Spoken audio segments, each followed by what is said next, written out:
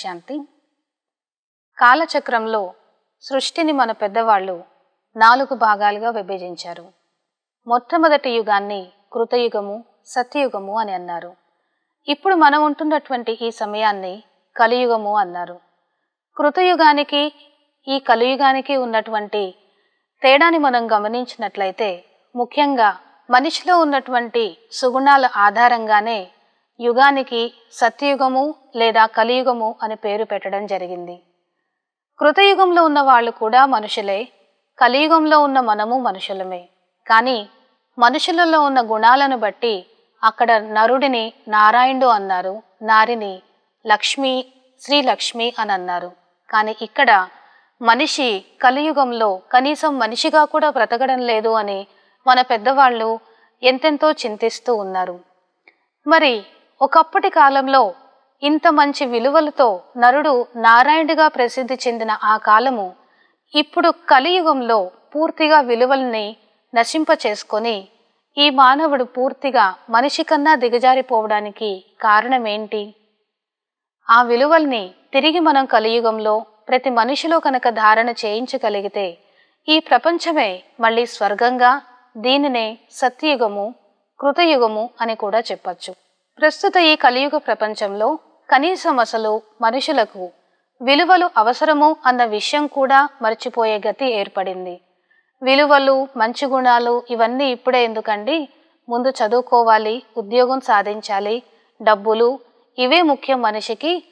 విలువలు, మంచితనం అనుకుంటూ వెళ్తే ఈ ప్రపంచంలో మనం బ్రతకలేము అన్నటువంటి ఆలోచన ధోరణి ఈరోజు బాగా పెరిగిపోయింది. కాబట్టి ఈ కలియుగంలో మనిషి మనిషిగా లేడు అని మనం చెప్తున్నాము. నిజానికి ఇంతటి కాంపిటీషన్ ఉన్నటువంటి ఈ కలియుగ ప్రపంచంలో సైన్స్ అండ్ టెక్నాలజీ ఇంతగా పెరుగుతున్నటువంటి ప్రస్తుత ప్రపంచంలో మనిషి విలువలతో ఉన్నప్పుడే అతనికి నిజమైన విలువ అని మనకి చరిత్ర, ప్రస్తుత ప్రభుత్వ రీతులు అన్నీ మనకి తెలియచేస్తున్నాయి. మనం ఏ దేశం యొక్క చరిత్ర చూసినా కూడా మనిషి ఎంత గొప్ప పొజిషన్లో, పదవిలో, హోదాలో ఉన్నా కానీ ఆ వ్యక్తి నడవడిక, మంచితనం, మర్యాద, మాట తీరు సరిగా లేకపోతే ఆ వ్యక్తిని అతడు దేశ అధ్యక్షుడైనా కూడా అతన్ని ప్రజలు దింపిన సందర్భాలు ఎన్నో దేశాలలో మనం చూసాము. కాబట్టి చరిత్ర నేర్పిన పాఠాలను మన మనసులో పెట్టుకొని కేవలం హోదా, డబ్బు, పరపతి వీటి కోసమే పాకులాడకుండా మన మర్యాదలను, గుణాలను పెంచుకునే విధంగా ఎప్పుడైతే మన ప్రవర్తనను మార్చుకుంటామో అప్పుడే మంచి వ్యక్తిగా మనం ఉండగలుగుతాము. మనిషికి సంబంధించి 2 విషయాలు ఉన్నాయి. ఒకటి భౌతిక విషయాలు, రెండవది ఆధ్యాత్మిక విషయాలు. భౌతిక విషయాలు అంటే ఇందాక మనం అనుకున్నట్లుగా డబ్బు, పరపతి, చదువు, భౌతిక అవసరాలు తీరడానికి అవసరమైనటువంటి చర్యలు, బాధ్యతలు ఇవన్నీ చేయాల్సిందే. కానీ మనిషి అంటే ఒకవేళ కేవలం ఈ భౌతిక వస్తు సంపదలతోటే మనిషి పరిపూర్ణుడవుతాడు అని గనక అనుకుంటే ఈరోజు మనిషి తన ప్రవర్తన ఎలా ఉన్నా కానీ గొప్ప గొప్ప సాధు సన్యాసులకు తలవంచి ఎందుకు నమస్కరిస్తున్నారు?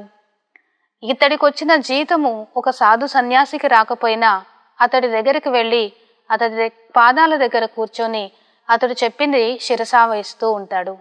ఈ ఇద్దరికీ ఉన్న తేడా ఒక్కటే, ఆధ్యాత్మిక చింతన సాధువులో ఉంది. కాబట్టి భౌతికతలో ఎంతో ఎత్తుకెదిగిన వ్యక్తి కూడా అతడి ముందు తల వంచుతున్నాడు. కాబట్టి కలియుగం ఎంతగా ముందుకు వెళ్ళిందో, ఎంత సైన్స్ అండ్ టెక్నాలజీ తోటి పురోగతి చెందుతుంది అని మనం సంతోషపడుతున్నా కానీ ఈ సుగుణాలను, మంచి గుణాలను మనిషి అవలంబించినంత వరకు ప్రపంచంలో ఇప్పటి వరకు సాధించిన ప్రగతి నిరర్ధకమే అని చెప్పవచ్చు. కాబట్టి ప్రతి వ్యక్తి సుగుణాలను, మంచి గుణాలను ధారణ చేసుకుంటేనే ప్రస్తుత ప్రపంచం యొక్క ప్రగతి అర్థవంతమైనది అని చెప్పవచ్చు. గుణాలు లేని ప్రపంచం ఒక నరకంలానే ఉంటుంది. ఈరోజు ప్రపంచం భౌతిక పరంగా ఎంతో స్వర్గంలా ఉంది అని మనం భ్రమపడుతున్నా కానీ మనిషి మనసులో గుణాలు లేని కారణంగా అతడి మనసు మాత్రం నరకప్రాయంగానే ఉంటుంది. ముందు మనిషి తన మనసుని, తన హృదయాన్ని ఎప్పుడైతే స్వచ్ఛంగా తయారు చేసుకొని మంచి గుణాలతో ఆధ్యాత్మిక చింతనతో ఎప్పుడైతే నింపుకుంటాడో అప్పుడు తన చుట్టూ ఉన్నటువంటి వారికి కూడా ఎంతో సంతోషాన్ని అందించగలడు. ఇది ఒక రకంగా సమాజ సేవ చేసినట్లే అవుతుంది. తనకు తాను ఎప్పుడైతే సుగుణాలతో నిండుగా ఉంటాడో తన నుంచి వచ్చేటటువంటి ఆ సుగుణాల సుగంధం తన చుట్టుపక్కల వారికి కూడా పంచుతూ అనేక మందికి ఆనందాన్ని, ఆసరాన్ని కలిగించగలుగుతాడు. ఈ విధంగా వ్యక్తి తన స్వప్రగతిని, సమాజ ప్రగతిని రెండూ చేస్తున్న కారణంగా తద్వారా సమాజాన్ని, ప్రపంచాన్ని కూడా ఉద్ధరించగలిగిన వాడవుతాడు. అంటే ఇక్కడ మనం తెలుసుకోవాల్సింది విలువలు, సుగుణాల ప్రాముఖ్యతను తెలుసుకొని అవి లేని మనిషి నరకమయమైనటువంటి ప్రపంచాన్ని తాను తయారు చేసుకొని ఒక యంత్రంలాగా జీవితం గడుపుతున్నాడు అని అర్థం చేసుకోవాలి. నిజంగా ఒకవేళ మనిషి ఒక యంత్రంలాగా, ఒక రాబోట్ లాగా ఉన్నాడే అని అనుకుంటే ఈరోజు మనిషి భావాలకి, మనిషి ఆలోచనలకి, మనిషి అభిప్రాయాలకి మనం విలువ ఇవ్వాల్సిన అవసరం లేదు. కానీ ఎంతటి యాంత్రిక జీవితమైనా మనిషి మాత్రం యంత్రం కాదు అన్నది మనందరికీ తెలిసిన సత్యమే.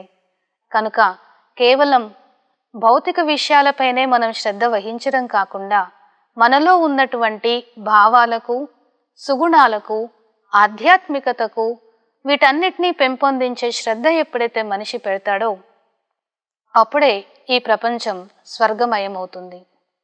గుణాలు, మంచి గుణాలు అంటే ఏమిటి అని ఒకసారి ఆలోచించినట్లయితే నిస్వార్థంతో, ఏ విధమైనటువంటి అపేక్ష లేకుండా చేయగలిగినటువంటి మంచిని ఎప్పుడైతే మనం నిరంతరం చేస్తూ ఉంటామో దానినే సుగుణము, మంచి గుణము అని అంటాము.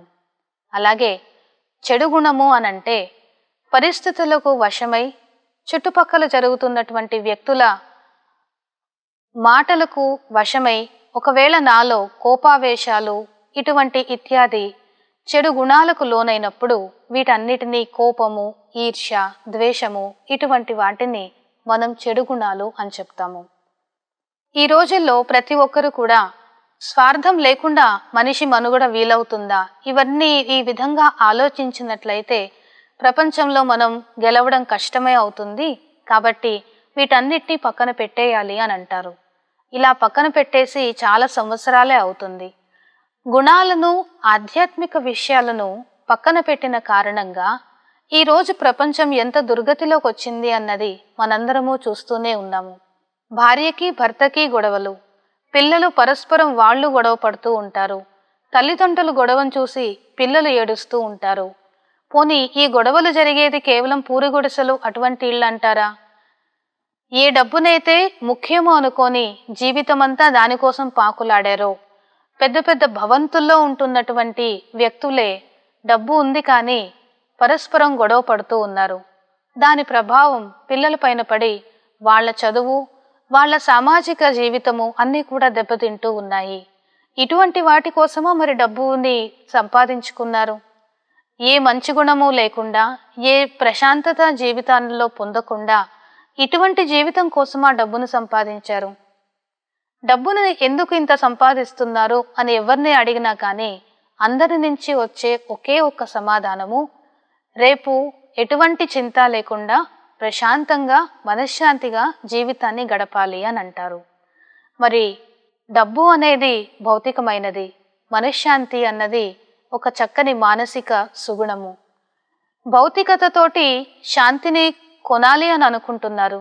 కానీ ఆ డబ్బును సంపాదించే మార్గంలో ఆ సమయమంతా బంధుమిత్రులను, ఇంటి వాళ్ళని, వాళ్ళందరినీ కోల్పోయి రేపటి నాడు ఒక్కసారి జీవితాన్ని వెనక్కి తిరిగి చూసుకున్నప్పుడు నేనేం సాధించాను అంటే ప్రాణం లేని వస్తు వైభవాలను, నాకేమాత్రమూ ఓదార్పు ఇవ్వలేనటువంటి డబ్బును, కరెన్సీ కాగితాలు నా పక్కన ఉంటాయి. కానీ బంధుమిత్రులు ఎవరూ కనిపించట్లేదు కదా. మరి దీనికోసమా ఇంతగా మనిషి ఈ కలియుగంలో పాకులాడుతూ వచ్చాడు?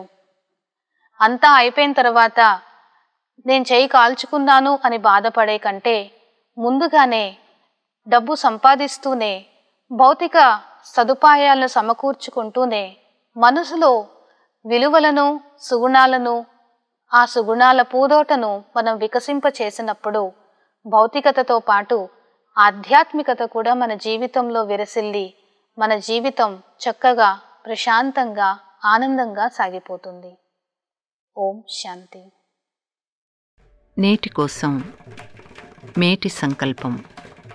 జీవిత మాధుర్యాన్ని చవి చూడాలి అంటే మనకి గతాన్ని మర్చిపోయే శక్తి ఉండాలి.